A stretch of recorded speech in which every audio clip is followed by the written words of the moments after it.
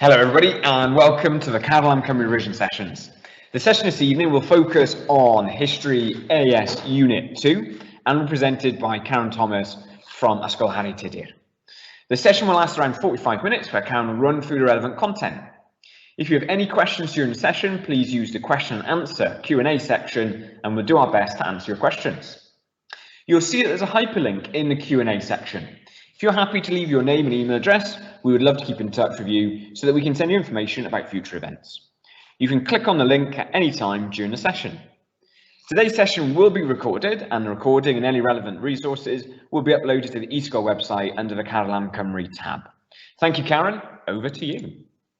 Thank you, Andrew. Welcome all to the History AS Unit 2, Session 2, Question 2. Lots of twos in that this evening. So I'm Karen Thomas. I'm going to be taking this session tonight.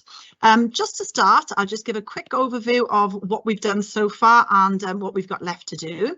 The period study, Unit 1, that was Andrew's sessions. So that is made up of Section A and B, which is the choice of one essay from 2. And the depth study, which is what I did last week, which is the compulsory source question. Tonight I will be doing the compulsory interpretation question. It will all lead to an exam, which is 1 hour and 45 for me in the depth study.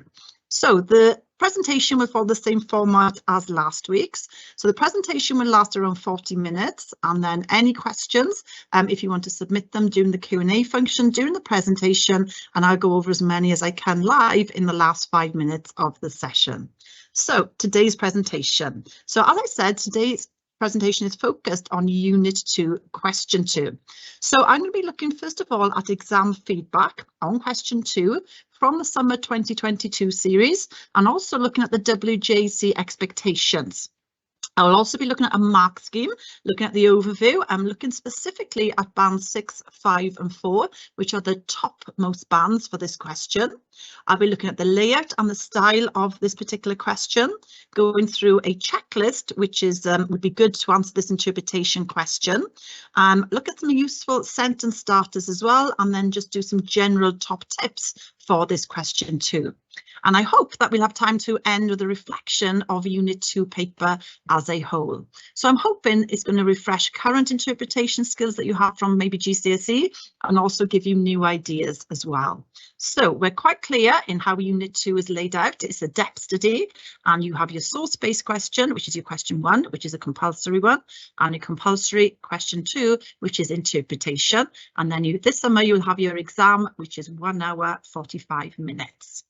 So let's look at the structure of Year 12 and a little reminder of my last section. So as I mentioned last session, there are 8 depth study topic areas, and because this is a depth study, you need to know this information that's in this study really well. So you could be doing depth study 1, which is the mid-Tudor crisis in Wales and England, or maybe Royalty Rebellion and the Republic, or maybe Reform and Protest in Wales and England, or maybe Politics, Society in Wales and England, Religious Reformation in Europe, France in Revolution, or these are the last 2, the crisis of the American Republic, or maybe Germany, democracy to dictatorship. Now, most schools and colleges do top option 8, which is Germany, democracy to dictatorship.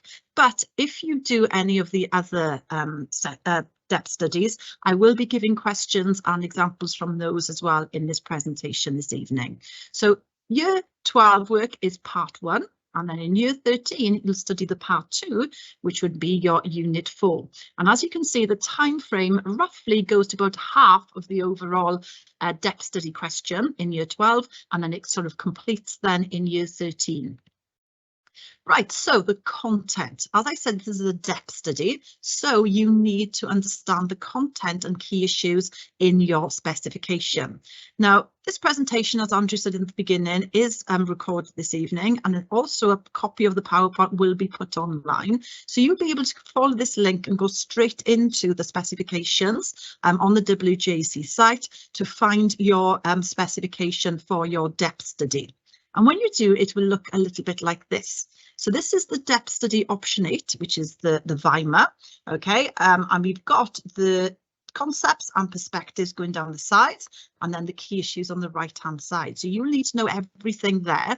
And the bottom bit, which says historical interpretations, that is what we're going to be focusing on in today's presentation. And this looks exactly the same for every depth study, okay, obviously with different information in it, but this is the depth study option 4. So you've got your concepts and perspectives, and then your key issues and content on the right hand side. And you can see that section for historical interpretations at the bottom. That is that question 2 for this particular depth study. So Unit 2 is source skills and interpretation skills. Now, this is the stem of the question for the interpretation question. Historians have made different interpretations of, and there they will give you the little area that they are focusing in on. The rest of the question says, analyse, evaluate and use the 2 extracts above and your understanding of the historical debate to answer the following question. How valid is the view that? And it's worth 30 marks. So let's begin by looking at the examiner feedback for question 2 in 2022. It's really important that we look at this because this tells us as teachers and lecturers what we should be focusing on for this coming year. So for this coming year, what they had to say was that some candidates last year struggled with the issue of an historical debate. They can write about named historians, but they often struggle to explain why interpretations have developed and also what other interpretations could be used to challenge them. Now, that might not mean much to you at the moment, but hopefully by the end of the presentation, you'll be able to understand what it is the examiners want from you for this question.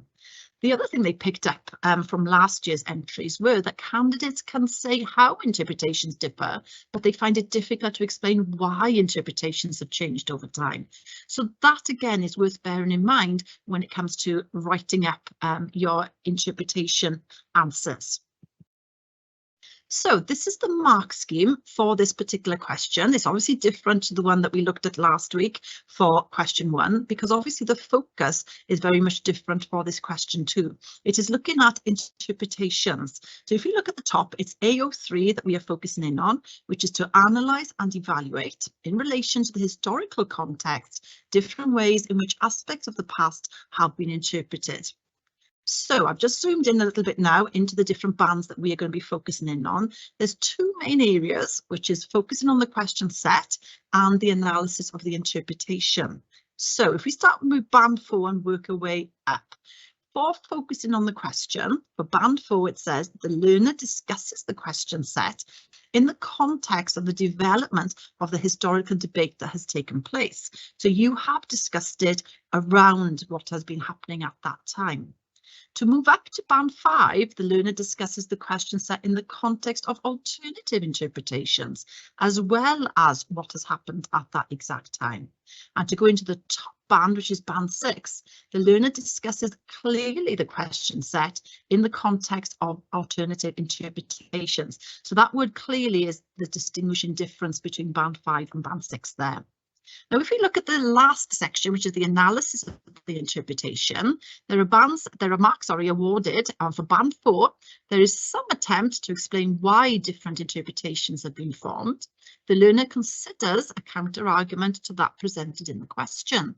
So there is some attempt, use that word some, and considers a counter argument. So considering a counter argument comes into that section. For band 5, the learner discusses the work of different historians and or different schools of history to show an understanding of the development of the historical debate. The learner analyses and explains the key issue in the question set when considering the interpretation in the question. So there's a lot more detail going into that band 5. And if we take it up to band 6, the learner considers the validity of the interpretations in the development of the historiographical context. They demonstrate an understanding of how and why this issue has been interpreted in different ways. They discuss why a particular historian or school of history would form an interpretation based on the evidence available to that historian. Now, again, we'll revisit this at the end of the presentation, because again, this will mean more to you once you know exactly what you need to do. But it is always good practice to have that exam mark scheme available so you can check to look to make sure that you are hitting everything in the band that you really want to be in. Okay, so this is an example of 2022 paper, and this is depth study 8. So we can see it is question 2, as it says there. We have the question at the beginning, and then we have the 2 interpretations following. Okay, now you can see that they've highlighted in bold the theme that they're using here, the interpretation that they've chosen. In this case, is the foreign policy of the Weimar Republic between 1924 and 29. And the question is, how valid is the view that foreign policy of the Weimar Republic was successful in the period 1924 to 29. So this is how the paper would be set out with the 2 interpretations. So these would be called extracts. Okay, they're not sources anymore, they are extracts. So it's important to remember that. This is an example just to show you that from 2022 as well. This is from depth study 3, okay, and this is the reform and protest in Wales. It is set out exactly the same. Obviously the content is different, the extracts will have different topic areas, but the layout is very, very similar for each paper that you study. Now, I just want to compare this to pre-2022 papers, because there is a little bit of difference in the layout. This again, just like with question 1, it doesn't mean that you can't use past papers. It definitely does mean we can still use them, because they're still very, very useful to practice on. So this is the May 2019 depth study 1 example. And as you can see, the question this time is underneath. Okay, it is not in bold. The theme is not in bold on this one. And the boxes signal the interpretation, and the information, the attribution, is underneath rather than above. So just some simple differences in the layout. It doesn't mean you can't use these papers. By all means, go ahead and use them. They're on the website, WJC website, and you can access them at any time.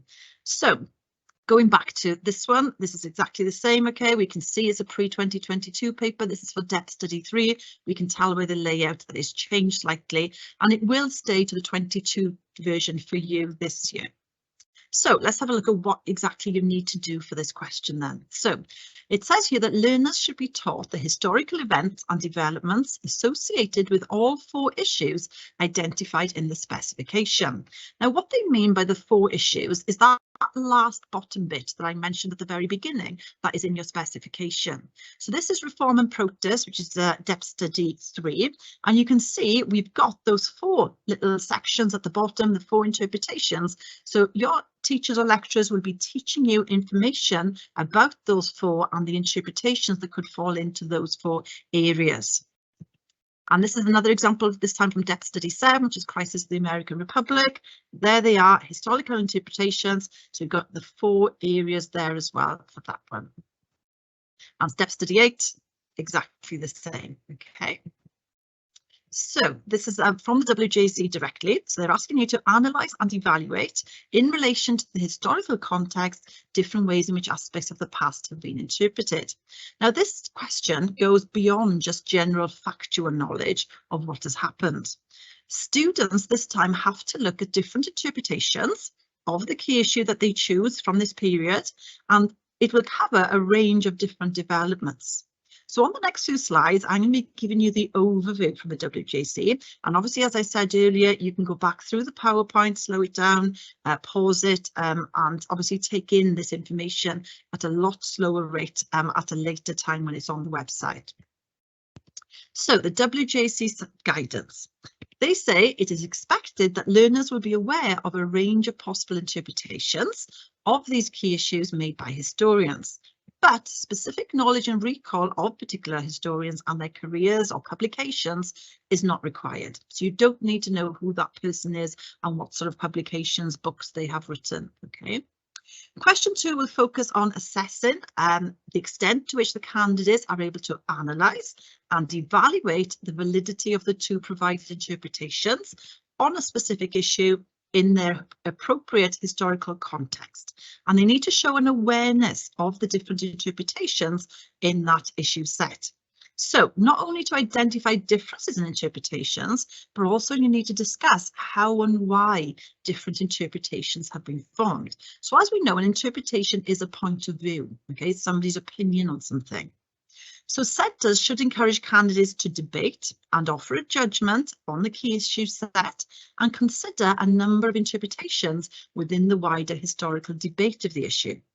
At best, learners should be aware that developments in history can be seen in a variety of ways, and that it is important to appreciate that interpretations are formed for certain reasons, and that they are provisional and open to challenge and change. And that is really important. Okay, we have historians who say one thing, and then perhaps with a bit more information or a few years further down the road, they change their opinion on things. So it's important to actually acknowledge that interpretations are provisional and that they are open to challenge and change over time. So if we have a quick look at this, okay, we've got a little cartoon picture here. The historian on the left is seeing 4 separate blocks, and the historian on the right is actually seeing 3 separate blocks. And if you look on each side of that little diagram, you can see why each historian has got that particular point of view. And that is what we're basically saying to you. What we're going to have for this question is a topic which you're going to have 2 historians saying something different about that particular topic, and you also need to bring in your own alternative interpretation into your answer as well, of a further point of view, a further interpretation. So as you can see there, 2 people looking at exactly the same thing, but having 2 different interpretations of it. So it's just a matter on how we understand things and why we give different meanings to what we see. So we are influenced by others, we are influenced by events, and obviously that can affect our perception on things. And the other important point, which I mentioned just now, is that you can always change perspectives and change meanings. And that is what historians sometimes do. They change their interpretations on events. So this may be done at Unit 2 by explaining that historians may make and debate different interpretations based on a number of considerations. So somebody might have a point of view because of the availability at that time of primary evidence. Somebody might have that point of view because of the emphasis that they place on particular events and developments. So maybe their book is geared towards a certain element, and that is why they've got their point of view. Maybe their focus is on varying importance of political, social, religious, economic, or maybe other aspects of history. And also the influence of other historians would play a part, who perhaps represent a similar school of thought as them. So this is an example of interpretations with schools of thoughts and some context evidence. So if you had a historian debating the political and economic instability, maybe of the early Weimar period, they might be coming from these different schools of thought. So if the interpretation is that instability was due to deep-rooted economic problems, then the school of thought there is obviously an economic interpretation.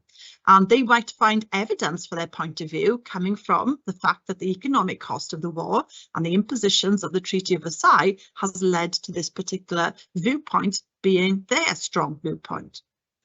Possibly the interpretation is that instability was due to the developments outside of the Republic. Now that would be an external causal interpretation because it's coming in from the outside and affecting the Republic. So maybe the impact of the Versailles or the invasion of the Ruhr, that would be the supporting context that that historian would use as their evidence. Possibly an interpretation would be that the impact of shorter term developments, such as the lack of a natural leader or a multi-party system that was going on, that was the reason. Okay, so if that was the cause, then school of thought would be a constitutional interpretation. The fact that there were changing governments continually after 1919. Possibly a point of view would be that instability was caused by political attempts to destabilise the Republic by extremist groups. That would then lead you to a school of thought which would be a political interpretation. And your supporting evidence would of course be things like the Spartacist and the Cap revolts. And the final interpretation that it could be would be the weakness of the constitution being the main cause of instability. Now that would be a political interpretation again, okay, because of the lack of confidence in the political system.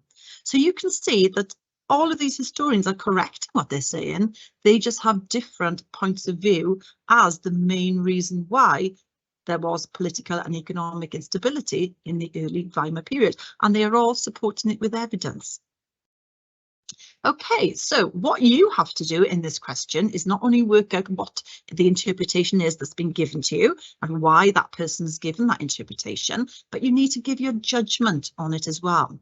So you need to test the validity of it. In order to discuss and test the validity of different interpretations, you may want to consider some of the following issues. So what interpretation is being made exactly?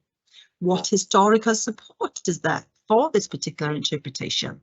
How does this interpretation fit into the wider historical debate?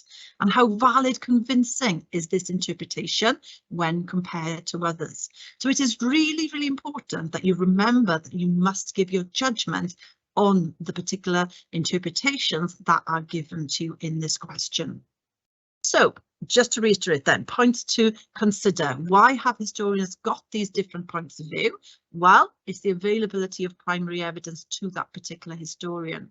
The emphasis that they place on particular accounts and developments would play a part. Their focus, are they coming in with a political angle or a social or religious or economic angle? And also the influence of other historians who might represent similar schools of thought or maybe very different schools of thought. How have they influenced that particular historian? It is worth remembering that interpretations are provisional. They can be challenged, they will always be up for debate, and historians even change their interpretations, sometimes with time. So it's worth remembering that very important point, okay, that these interpretations can change. So, points to consider. You might want to think about, is the historian an intentionalist or a structuralist historian? So an intentionalist historian would believe that there was always a plan. An example would be from obviously Depth Study 8 that Hitler had clear aims from the very beginning, that he chose the steps that he chose. So it's this idea of a great man theory of history. Maybe it's a structuralist point of view. So Hitler didn't have clear goals. He adapted to different situations. Maybe that chance events are more important than leadership. So that is downplaying an individual being so important. The structures are more important. So there is no requirement for a historiography in this answer. So that is the study of historical interpretations and how they change over time. But if you do know of one, there's no harm in including it if it is of relevance. You also have to consider the audience that would receive this extract, the form the extract takes, the interpretation obviously that's coming across, the specialism of the person who's written it. Their nationality might play a part in their interpretation. The date, that's very important. I'll come back to that in a minute, because you have to think about what was available at the time to that particular author or historian. You might have historians who are traditional, so they would hold very traditional ideas from the time. Maybe they are writing relatively close to the event and maybe even be emotionally attached to the event, possibly lost relatives or maybe influenced by opinions of politicians or other newspapers or media from that time. They may actually owe their position to an event. Maybe you have historians who are orthodox in their viewpoint, so they would have that church religious opinion and that has been handed down to them. Possibly historians who are revisionists, so they would write later and would be someone who perhaps goes over historical events. So they would be more inclusive, maybe have more sources to look at, more themes, more issues now. So maybe coming up with a more balanced interpretation. Possibly you'd have an historian who's quite Marxist, so focusing on ordinary people and events, focus on changes in the economy as a reason for that certain event. Now, what I've got here is a school of thought table, okay? Basically, you've got how interpretations have been formed and how they would validate their point of view. So we've got the same event being looked at by different people and how they would perhaps have a slightly different interpretation on that event. So a historian, okay, would be obviously how do they get their interpretation? They would be interested in that event. They would be trained to do the research and they would have studied the event. And the validity would be they would look at a range of sources in order to have that particular interpretation. They could be a specialist in their subject area, which means obviously they've got in-depth focus of that particular subject, and that would add to its validity. It could be written from a journal perspective, so that means it would be peer reviewed, could possibly be edited. A newspaper article that would come from a journalistic point of view, and that obviously is writing to be published, or could be a little bit exaggerated possibly. Could be a political historian, so you could be looking at things from a political or governmental perspective. That would obviously be a specific focus, as would an economic historian, looking at it from an economy perspective, and the same with a social historian. Okay, for social historians, would focus on interactions between people. Again, a specific focus. Just to be aware, pre-1991, before the decline of the USSR, not all evidence had opened up to all countries. So depending on what key issue it is, then obviously it would depend on what was available to that person when they did their interpretation at that point. Generally, post-1991 would have more available evidence for them to use. So historians at that point would be able to read documents that they weren't allowed to before. You've obviously also got biographies and autobiographies. So a biography could overplay the importance of that particular person, possibly, and an autobiography, you've got to obviously remember that it's coming from their own personal point of view. So it depends on the key concept in the question. You could have textbook information. That's going to be quite general if you have an interpretation from a textbook. Again, it depends on the concept in the question and what that textbook's about. Maybe dissertations, obviously that's going to be written by students. It depends again on the key concept in the question. You might have a magazine article, and that would mean that it's not peer reviewed, it is based on that journalist perspective. You could have a structuralist, which is obviously downplaying individuals, that structures were more important than individuals, or maybe the intentionalist, that decisions made by people was more important and they're choosing that particular step. Now, if we have a quick look at this, which is the question 2 depth study 8 2017 paper. Okay, so this is zoomed into the question. So historians have made different interpretations about the Weimar Republic between 1924 and 1929. That's obviously your theme, your area that you're focusing in on. Analyze, evaluate, and use the 2 extracts above to understand and your understanding of the historical debate to answer the following question. How valid is the view that the years 1924 to 29 were mainly a period of domestic success for the Weimar Republic? So if we focus in on what this question is asking us to do, it's the Weimar Republic between 24 and 29, and it's asking us, was it mainly a period of domestic success? So if we look at the interpretations that link in with this particular depth study, we can see that we are focusing on domestic and foreign policy developments 1924 to 1929 for this particular question. So let's have a look at the interpretations. Okay, I'm going to go through them relatively quickly. Again, as I said earlier, you can slow the PowerPoint down once it's online and go back over them and take your time over these. So the first thing is you would want to know where this historian or who this historian is who's written this extract and this interpretation. So this is written by G. Mann, an academic historian and specialist in European history, writing in a general book, The History of Germany since 1789, and this was written in 1968. So what we would then do is read the actual extract. By reading the extract, we should be able to work out whether this extract agrees with the question or whether it disagrees. And it's important to write that into your answer, okay, that you say that this extract does agree with the question or that it doesn't. So a reminder, the question is up there in orange. The years 1924 to 29 were mainly a period of domestic success for the Weimar. So once you have time to read that more properly, you will see that it does support that question. Okay, it is saying that political and economic stability led to domestic success. So this is obviously the evidence of this historian's interpretation.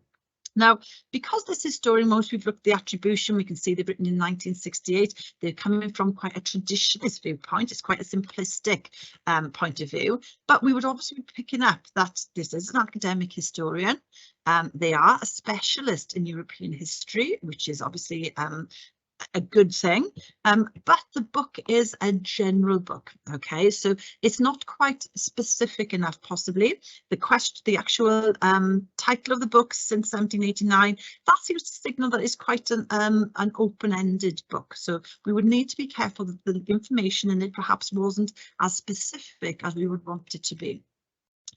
Interpretation 2 then, if we look at this is written by Pukert, an academic historian and specialist again in German history this time, writing in a specialist book on the Weimar Republic. And this was the Weimar Republic 1991. So again, we would read the extract, okay, pick up and underline anything of importance within the extract.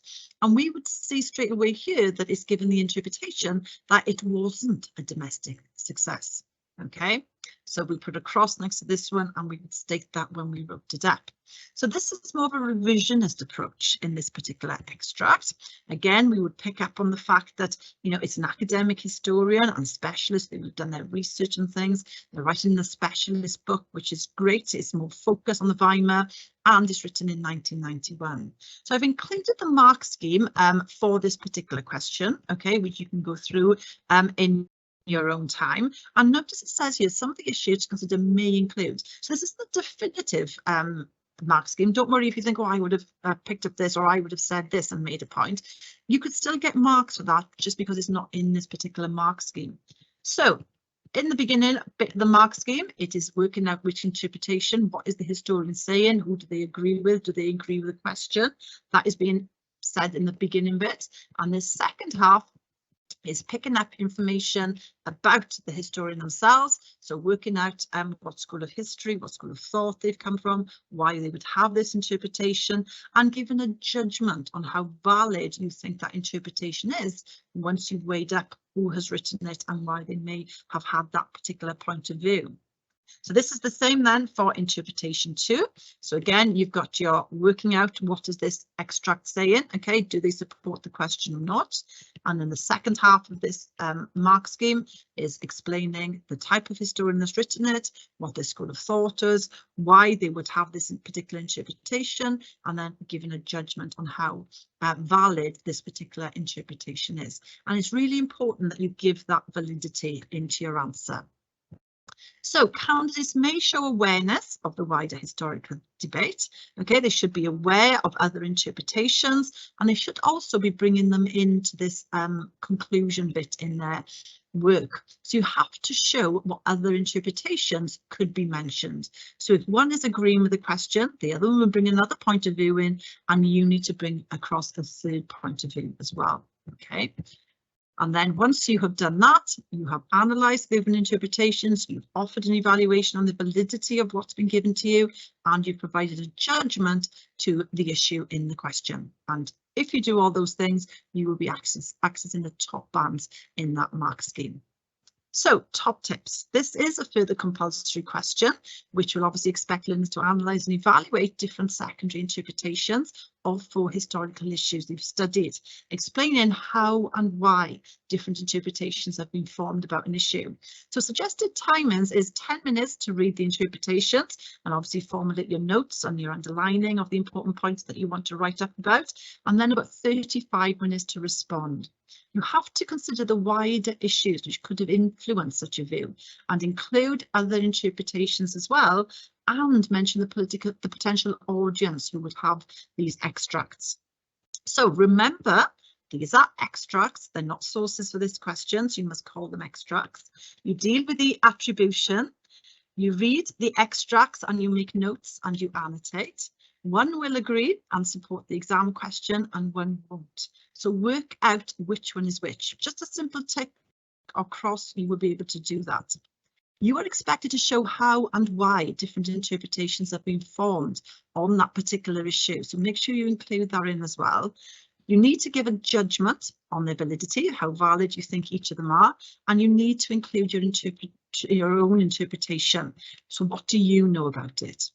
So this is a handy checklist that the WJC have put together that you might find useful to use as well. So this identifies everything that you need to do with each of these questions. And I suggest maybe printing this out and having it next to you when you first start doing your interpretations, so you get into the full swing of knowing exactly what you need to put in. So you need to identify the interpretations. tick and cross which one is supporting the question. You then need to look at the date range and the historical developments and look at what's going on in the context of each one. You've also got to decide why these historians have made these different interpretations and put that into your answer. You need to identify the school of history or the school of thought that is represented by these historians and put those in. You need to also say why these historians have got these different interpretations and also discuss how valid they are. Okay, use awareness of other interpretations and bring those in as well to your answer at that point, and also provide a judgment on how valid the interpretation in the question is. Okay, and then hopefully you have time as you practice doing this to read over and correct any mistakes as well. So just remember the historical interpretation for each is at the bottom of the specifications where I put the arrow there, and it's the same on each of them. Now, when I've been talking about bringing in another alternative interpretation, the WJC have actually done this for you and it's on their site. So if I look at option 8, okay, which is the Weimar, we have got the different interpretations here. So for that topic, the pressure on the Weimar 1918 to 23, you could have an interpretation that talks about the harshness. It was caused by the harshness of the Versailles settlement. Or you could have an interpretation which talks about the political change causing the most problems for the Weimar. Or maybe an economic reason, okay, or issues had been the reason for it.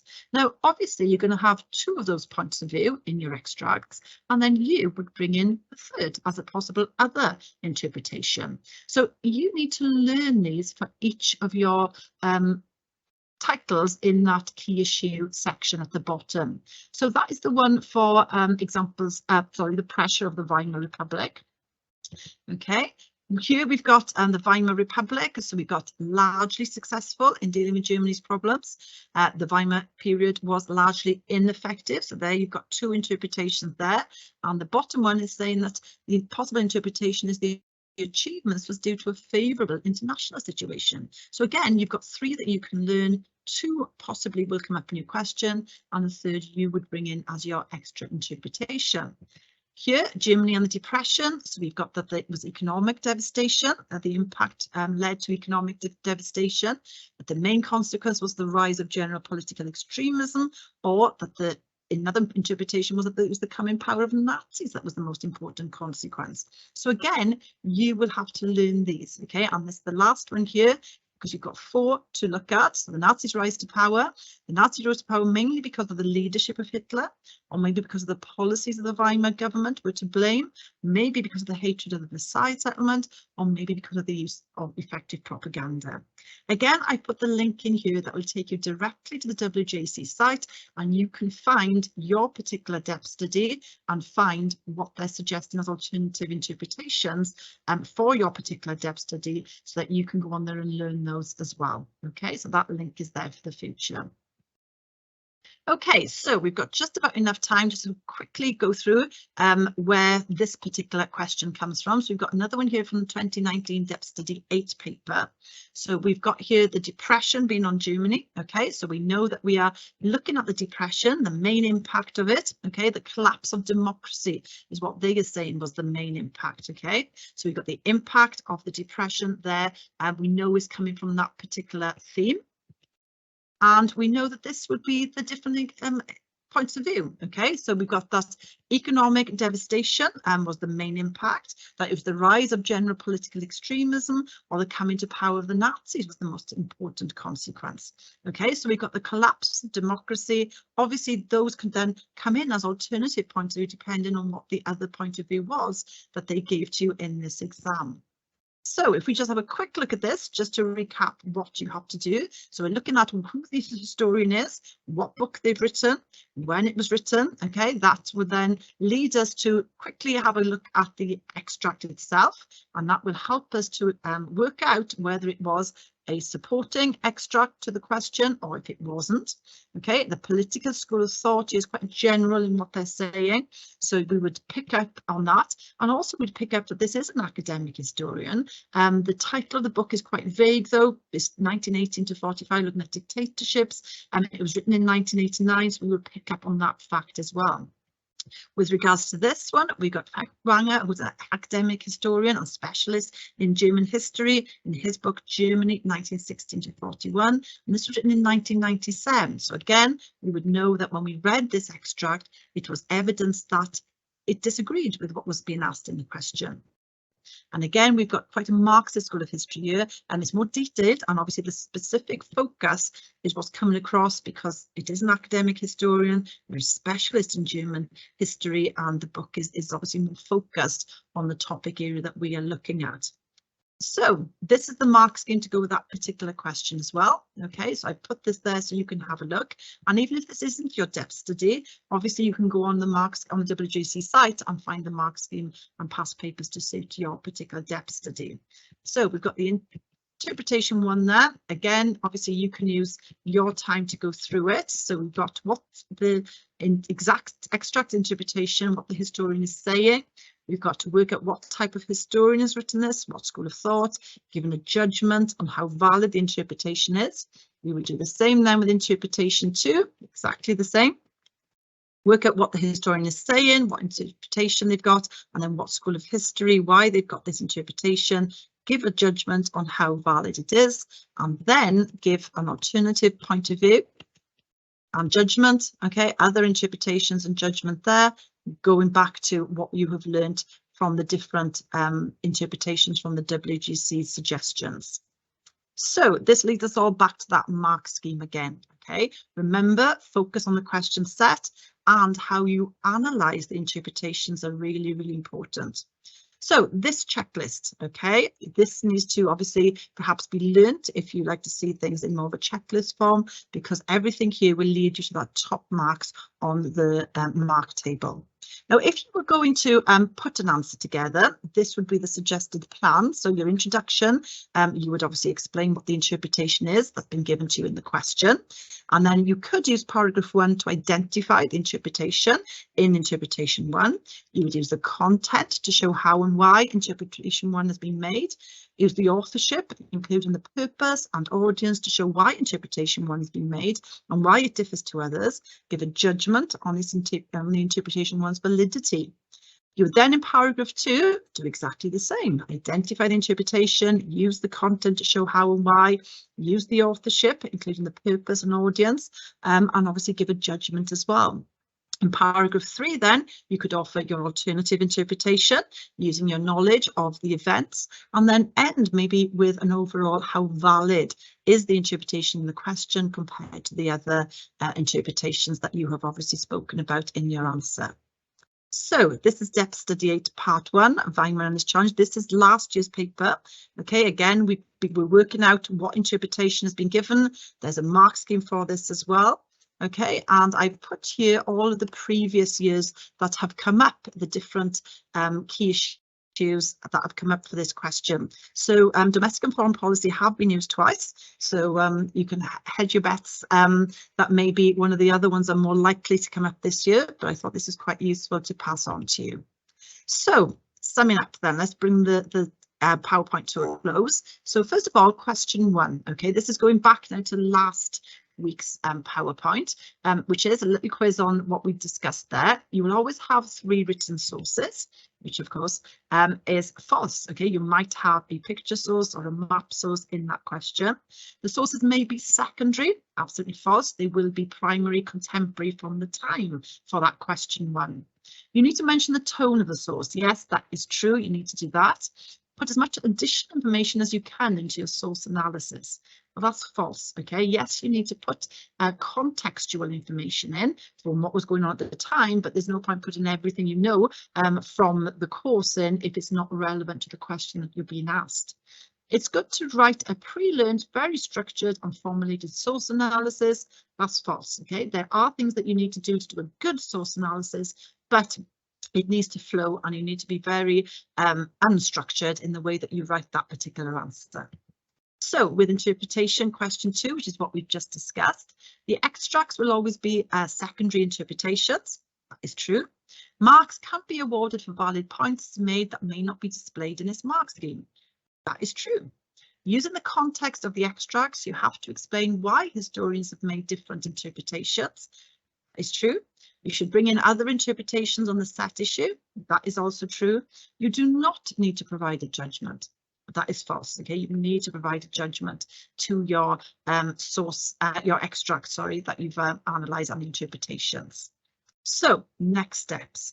Personally, what I would do if I was you is look at the past papers from the WJC site, have a go at the question 2, use your checklist that were given to you today to check your answers. Have you covered every single bit of that checklist? Learn it as well to ensure that future questions are answered properly, and also learn those alternative interpretations for each possible theme that could come up, so you have those ready to be able to identify them and use them in your exam.